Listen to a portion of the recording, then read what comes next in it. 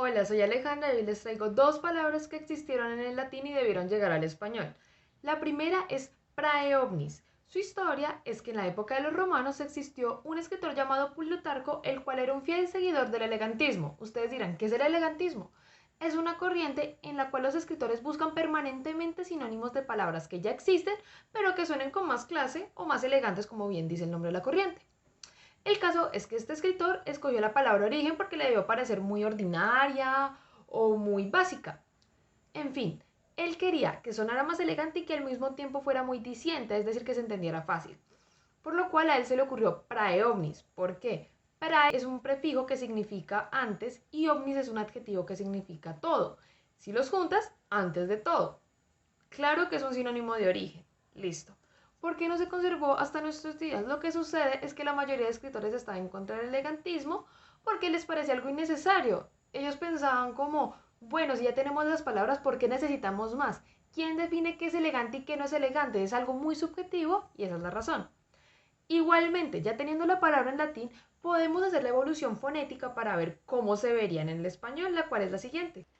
Nuestra palabra latina es praeovnis. El primer cambio fonético que sucede es que se da una monoptongación de este AE, lo que resulta en una E. Entonces nuestra palabra es preovnis. Luego se da una apócope de S por su aspiración hasta llegar a la pérdida total. Un ejemplo de esto son las personas de la costa en Colombia o los andaluces en España, los cuales casi nunca pronuncian las S finales. Por ejemplo, en vez de decir casas, dicen casa, algo así.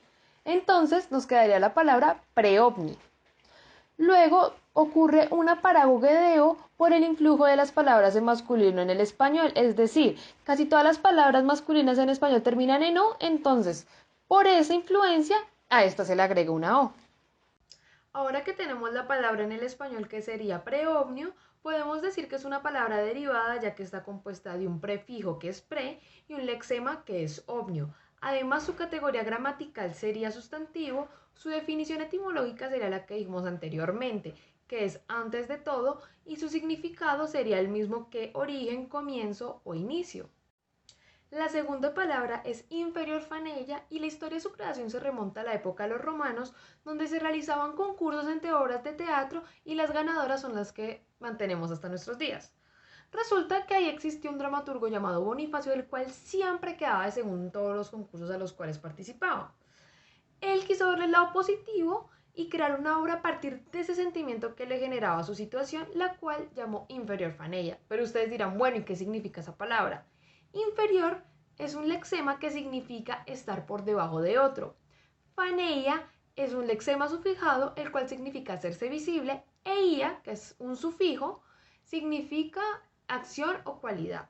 Pero ustedes pueden preguntarse, bueno, si inferior es una palabra latina, pero faneia e ia vienen del griego porque se pueden juntar. Resulta que esto pasó durante la helenización romana y por eso es que podemos juntar palabras latinas con palabras griegas. Bueno, ahora se preguntarán por qué no llegó al español siendo tan útil, por ejemplo, en nuestra situación como universitarios, donde, un ejemplo, yo me considero buena para las matemáticas, pero me encuentro que hay otra persona que es mejor que yo. Entonces ese sentimiento de, uy, al parecer no soy tan bueno como pensaba a partir de compararme con alguien mejor, es una palabra muy útil. Lo que sucede es que la fama de esta obra fue flor de un día, es decir, fue demasiado corta y quedó en el olvido y por lo tanto nunca se volvió a usar.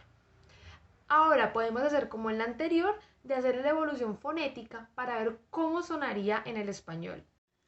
Algo que se me olvidó mencionar es que el sufijo ia se solapa con faneia y por eso es que la palabra es inferior faneia y no inferior faneia ia, ya que se hace la pronunciación mucho más fácil.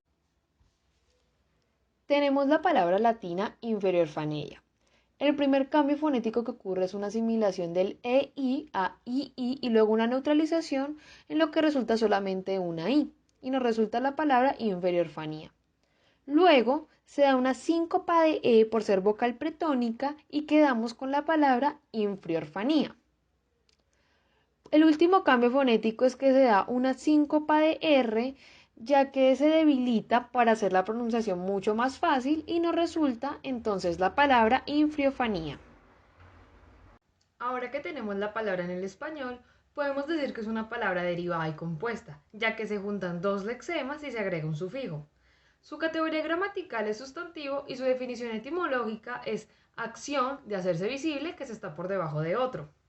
Por último, su significado es manifestación a partir de la cual se revela la inferioridad que se tiene respecto a otro individuo en algún aspecto. Esto es todo por hoy, espero que les haya gustado y nos vemos pronto. Hasta luego.